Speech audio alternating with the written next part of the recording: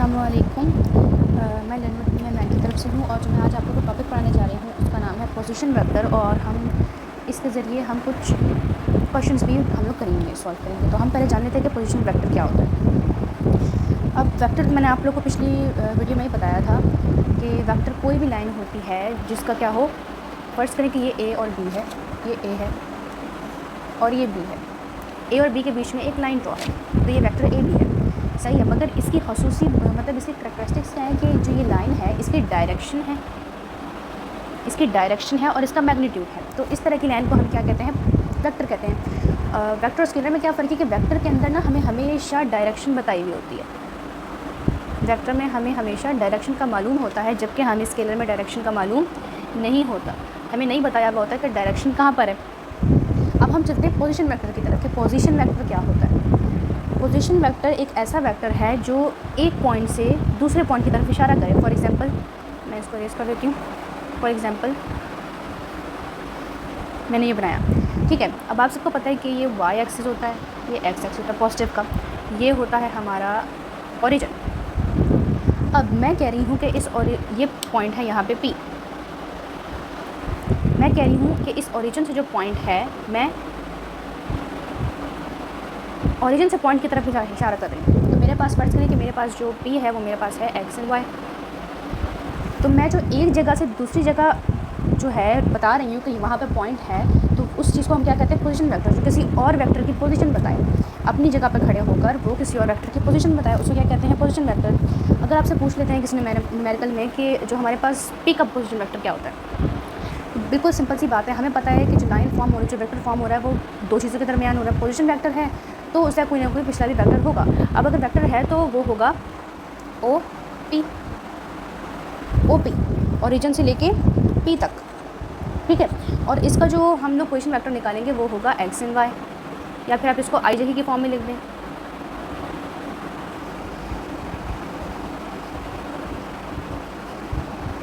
तो ये हमारे पास इसका पोजीशन वेक्टर है। अगर मैं इस जगह पे कोई और अल्फ़ाबेट ले लूँ, मैं इस जगह पे ले लूँ क्यू, तो यहाँ पे आप क्यू रख दें। अगर मैं इस एक्स वाई की जगह पे कुछ और टर्म ले लूँ, फॉर एग्जांपल मैं यहाँ पे ले लेती हूँ -2 तो नहीं आएगा, यहाँ पे मैं ले लेती हूँ 4 और यहाँ पे मैं ले लेती हूँ 3। तो हम लोग ओ से क्यू तक का पोजीशन वेक्टर निकालना चाह रहे हैं। अब जब हम ओ से क्यू तक का पोजीशन वेक्टर निकालेंगे तो हम एक्स वाई की जगह पे क्या रखेंगे, 4 और 3।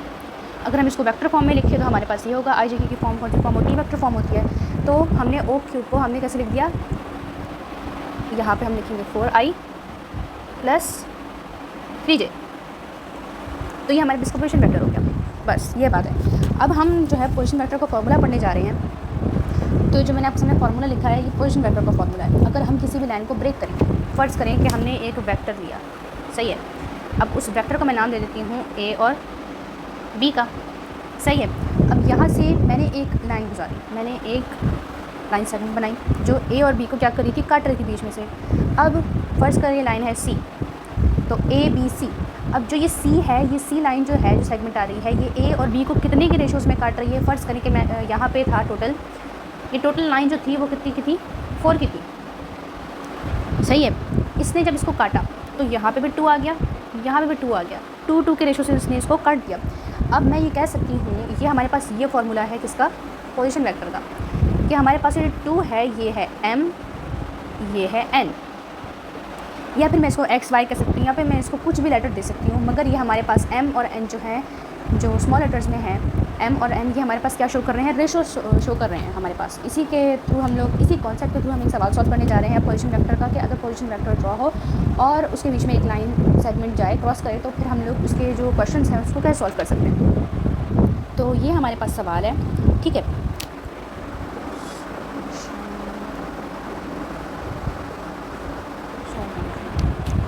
अब मेरे पास सवाल में कह के आ रहे हैं, हम लोग पहले सवाल पढ़ लेते हैं। कह रहे हैं कि A B C are points, A B C क्या है, पॉइंट्स हैं, और उनकी वैल्यूज़ दी हुई हैं A B, vector B and 2a - b जो है वो सी का हमारे पास है पॉइंट वेक्टर है रिस्पेक्टिवली, ठीक है। फिर कह रहे हैं कि डी जो है वो डिवाइड कर रहा है ए सी को, डी जो है डिवाइड कर रहा है ए सी को इन 2:3, जैसे हमने पिछला पढ़ा था। और ई जो है वो डिवाइड कर रहा है बी डी को in ratio 4:1। Find the position vector of E. अब क्या मांग रहे हैं ये लोग, ई का पोजीशन वेक्टर मांग रहे हैं। तो हमने पोजीशन वेक्टर को तो फार्मूला पढ़ा हुआ था, तो हम यहाँ पर फिर से लिख देते हैं पोजीशन वेक्टर का फार्मूला कि हमारे पास वो कितने के बराबर होता है, R = M B + N A/M + N। इसको मैं ब्रैकेट में कर देती हूँ। हम लोग इस जो क्वेश्चन है इसमें हम लोग ये वाला फार्मूला यूज़ करेंगे, ठीक है। अब ये क्या रहे हैं, पहले हम लोग डेटा बना लेते हैं इसका। A B C are points, ठीक है। फिर ये कह रहे हैं कि वेक्टर A वेक्टर B और 2A vector minus B vector जो है हमारे पास क्या है, वैल्यूज़ हैं A B और C पॉइंट्स की। तो हम यहाँ पे लिख देते हैं कि जो A है वो हमारे पास किसके इक्वल है, क्योंकि मैं यहाँ लिख देती हूँ, इसी चीज़ हमें आगे भी यूज़ करना होगा ना। ये A जो है मेरे पास वो है इक्वल इसके वेक्टर A के, B हमारे पास इक्वल है इसके, और C जो हमारे पास इक्वल है वो है 2A vector minus B vector. Data बना लिया हमने। अब हम इसके सॉल्यूशन करते हैं, तो आगे की बात पढ़ते हैं। फिर कह रहे हैं ये लोग कि D जो है वो डिवाइड कर रहा है, वो डिवाइड करता है AC को। AC हम एक लाइन बना देते हैं, ये हमने लाइन बनाई, ये A है, ये C है।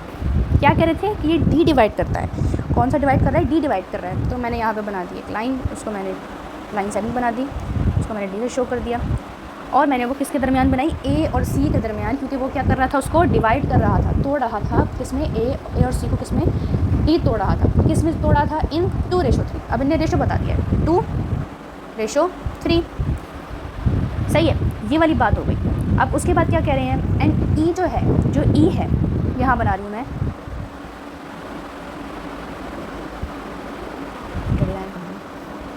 E जो है, आगे पढ़ते हैं, डिवाइड्स BD। अब जो E है वो किसको डिवाइड कर रहा है, BD को। मैं यहाँ पे बना देती हूँ B, ये हो गया हमारे पास D। अब BD एक लाइन है, उसको कौन सी लाइन क्या कर रही है, कौन सी सेगमेंट जो है वो उसको डिवाइड कर रही है, तोड़ रही है, वो है E। इन 4:1 कितने में तोड़ रही है वो उसे, 4:1 के अंदर उसको तोड़ रही है, 4 और 1। पूछ रहे हैं find the position vector of E। बोल रहे हैं कि पोजीशन वेक्टर क्या है E का। तो E के पोजीशन वेक्टर से पहले हम D का मालूम करेंगे।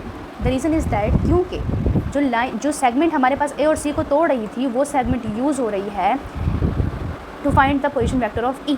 तो हम पहले क्या करेंगे, D का पोजीशन वेक्टर निकालेंगे कि हमारे पास D का पोजीशन वेक्टर क्या है। तो फार्मूला ऊपर लिखा हुआ है, मैंने बताया था ये क्या होता है, ये M होता है, ये M है, ये N है। यहाँ पे क्या M है, यहाँ पे 4M है, N क्या है, 1 क्या है हमारे पास, N है। अब वैल्यूज़ हम लोग पुट कर लेते हैं। R किसका पोजीशन वेक्टर निकाल रहे हैं, हम पहले D का निकाल रहे हैं। मैं लिख देती हूँ D = M एस लिख देते हैं क्योंकि हम फॉर्मूला बना रहे हैं। M लिख दिया मैंने, B। अब यहाँ B है, तो मैं इस B की जगह पे क्या लिखूँगी, मैं इस B की जगह पे लिखूँगी C + NA divide by ratio, उसको ऐड करना है, M + N। फॉर्मूला पुट कर लो और आंसर निकाल लो।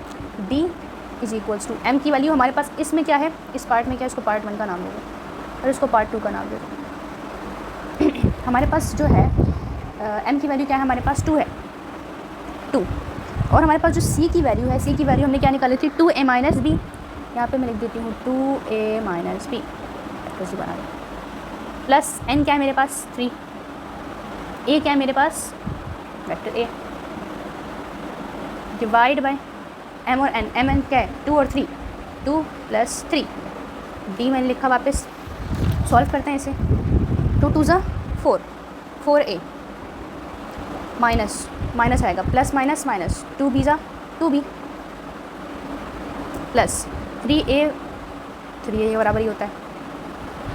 अब मैं डिवाइड में क्या लिखूँगी, 3 + 2 = 5 आ गया काम। हम यहाँ से करते हैं। अब 4 + 3 like terms add each other और सब्ट्रैक्ट इच अदर। तो हमारे पास A और A हमारे पास क्या हो जाएगा, यहाँ पे हमारे पास ये ऐड हो रहा है, क्योंकि यहाँ पे ये प्लस है, जो प्लस हम लिखते नहीं हैं, और यहाँ पे हमारे पास प्लस है, तो plus plus plus 4 + 3 = 7। D = 7A vector minus 2B vector upon 5। ये हमारे पास आ गई वैल्यू किसकी, D की वैल्यू आ गई। D का हमारे पास पोजीशन वेक्टर आ गया, मगर हमें तो पोजीशन वेक्टर E का चाहिए, हमें D का तो नहीं चाहिए। तो मैं अब इसको इरेज करती हूँ और मैं यहाँ पे formula for the position vector of E निकालने के लिए मैं यहाँ पे फार्मूला लिखती हूँ। तो मैंने यहाँ पे फार्मूला लिख दिया है, डी की वैल्यू मैंने यहाँ पे लिख दी है, जो हमने पिछले पार्ट से निकाली थी। डी की वैल्यू क्या थी, 7a vector minus 2b vector upon 5। अब हमें जो हमारा मेन कंसर्न था वो था पोजीशन वेक्टर ऑफ ई से, कि हम पोजीशन वेक्टर ई का कैसे निकालेंगे। अब मैंने फार्मूला जो है वो पोजीशन वेक्टर ई के लिए मैंने क्या कर दिया, उसको सेट कर दिया। और हमारे पास क्या है, पोजीशन वेक्टर है, हम किसका निकाल रहे हैं, वो ई का निकाल रहे हैं, मैंने ई लिख दिया। इज इक्वल्स टू एम और एन हमारे पास रेशियोज होते हैं, डी और बी हमारे पास पॉइंट्स हैं, अपॉन एम प्लस एन। ये हमारे पास क्या आ गया, पोजीशन वेक्टर का फार्मूला आ गया। अब हम इसको वैल्यूज पुट करते हैं और आंसर निकालते हैं। एम हमारे पास इस कंडीशन में क्या है, एम हमारे पास क्या है, ये 4 है, और यहाँ पे एन क्या है, हमारे पास 1 है। वैल्यूज पुट कर देते हैं। E is equals to M मेरे पास क्या है, यहाँ पे 4 है, 4। और डी की हमने क्या वैल्यू निकाली थी, डी की हमने वैल्यू यहाँ से निकाली थी, यहाँ पे लिख दें 7a vector minus 2b vector upon 5 plus n हमारे पास क्या है, 1 है। मैं लिख देती हूँ यहाँ पे 1। बी क्या है मेरे पास, बी एज इज बी आ जाएगा, अपॉन एम प्लस एन क्या है, 4 + 1। अब इसको हम लोग आपस में क्या करते हैं, मल्टीप्लाई करा देते हैं।